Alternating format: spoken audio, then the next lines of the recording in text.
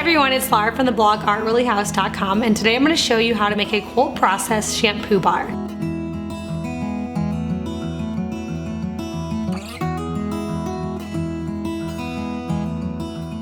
I have shared a liquid shampoo and a melt and pour shampoo bar here on the YouTube channel, and homemade shampoos are very popular.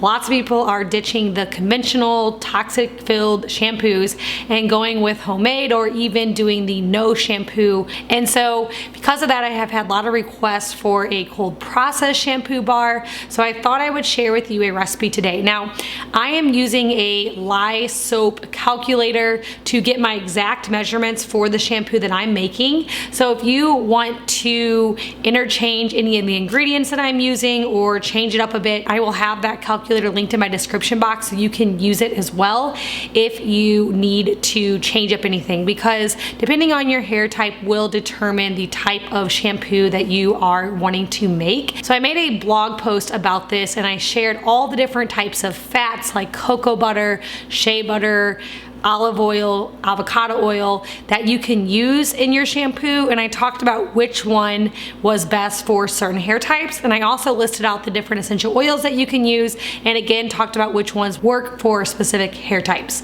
So if you want to change out this recipe, you can go over there and check it out so you can get a really customized shampoo bar that's best for your hair. So the one that I'm making is good for most hair types because I'm using a few different ingredients that are going to really help with stimulating hair growth. It's going to help for hair that's dry and also hair that's kind of damaged and needs to be restored. So in my shampoo bar that I'm making here today, I'm going to be using pure beef tallow. I'm going to be using some shea butter. Now you can use shea butter, cocoa butter, and mango butter interchangeably. So if you want to use a different type of butter, you can use the same measurements for that. And then I'm using some olive oil and some castor oil. Now, like I said, these four together are going to be really good for that hair growth and restoring damaged hair. So to get started making your cold process soap bar, we're going to mix together our water and lye. So before doing this, I am going to put on some rubber gloves and some safety goggles. So I'm going to start off by measuring out my liquid, which I'm using distilled water. And again, it's important to use distilled water over tap water because sometimes your tap water has things in there like chlorine or other things that might interact badly with the lye. So I'm using distilled water and I'm doing 9.86 ounces. So I'm just gonna pour my water into my bowl. And then I'm going to measure my lye. So I'm gonna put on my safety goggles. I just ordered these and my son came up and was like, "Are those for me?" Nope, they're for mommy. All right, so I just got my lye and I'm gonna do 4.4 ounces of my lye.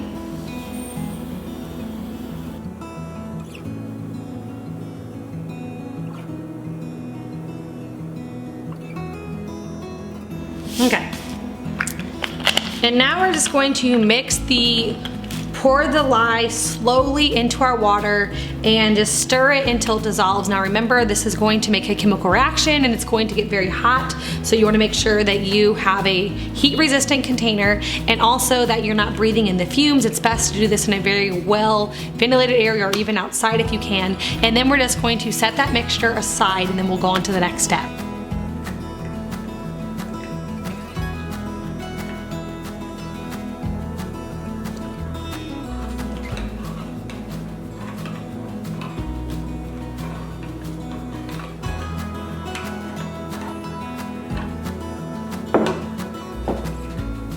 Alright, so now that I have the scary lye part done, I'm going to take off my safety goggles and gloves here. And lye goes into all soap that is made, and so it's really fine once it is mixed in with the fats that we're going to measure out now, then it is not dangerous at all anymore.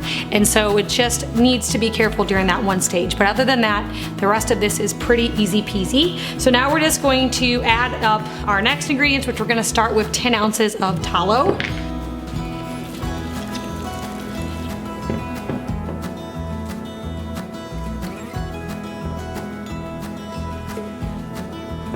I'm gonna put all of my fats into the saucepan so then I can, once I have them all in here, I will heat them up until they melt.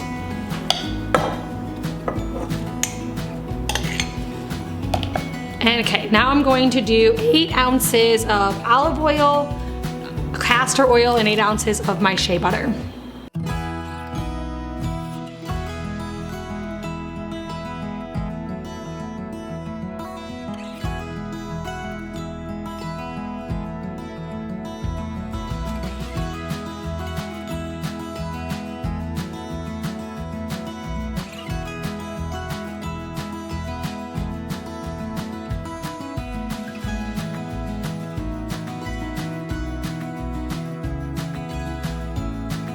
Okay, so now that I have all of my ingredients in my saucepan, I'm just going to put this over medium heat until all of these melt, and then we will mix together the oils with our lye water.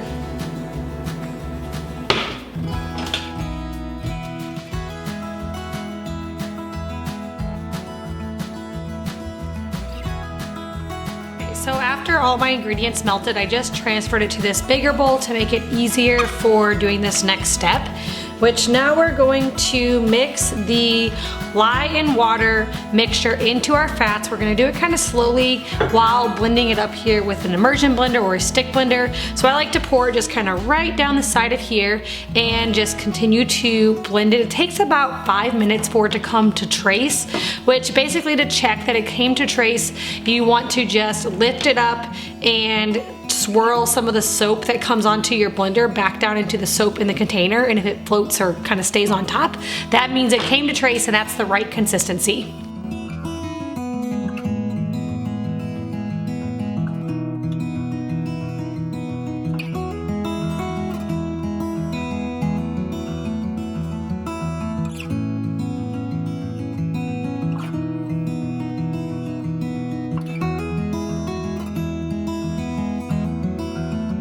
So once your soap comes to trace, you can add in essential oils if you want to. I am doing a mixture of rosemary, lavender, and cedarwood. So these 3 essential oils are really good for the hair. They help to stimulate hair growth. They help for strengthening and lengthening hair and all that kind of thing. So I also really like this blend together. I think it smells nice.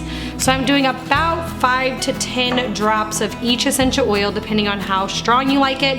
And then I will blend it up one more time with my immersion blender. And then I'm going to pour it into my soap mold.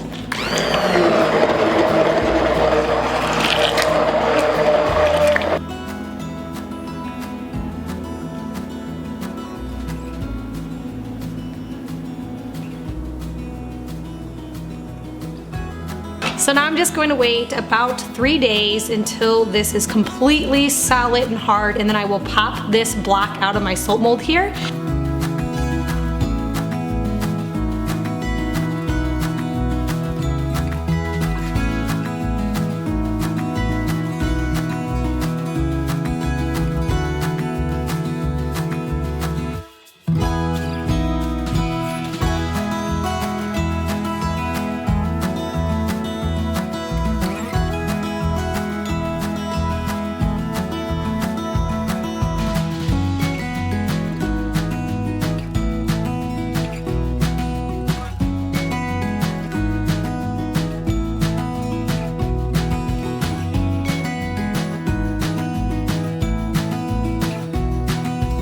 And then I will allow these to cure for 3 to 4 weeks, and then they will be ready to use. So when you go to use your shampoo bar, you just want to put it in your hand, get it in some water, lather it up, and then once it is all lathered up, you can put your hands into your hair, really massage it in, get it really into those roots, all the way down to the ends, let it sit there for a couple of minutes just like you would regular shampoo, and rinse it out with warm water. And then I like to follow this up with some homemade conditioner, which I have some recipes for that on my YouTube channel that you can check out. And that's it. That's how easy it is to make cold process soap bar. If you're new here, be sure to check out my description box. I have a link for my free masterclass where I show you all the different ways that we use essential oils here in our home. And I also have a free ebook for you, plus all of the things that I used here linked so you guys know where to get everything from. Thank you so much for stopping by my channel, and I'll see you in the next video.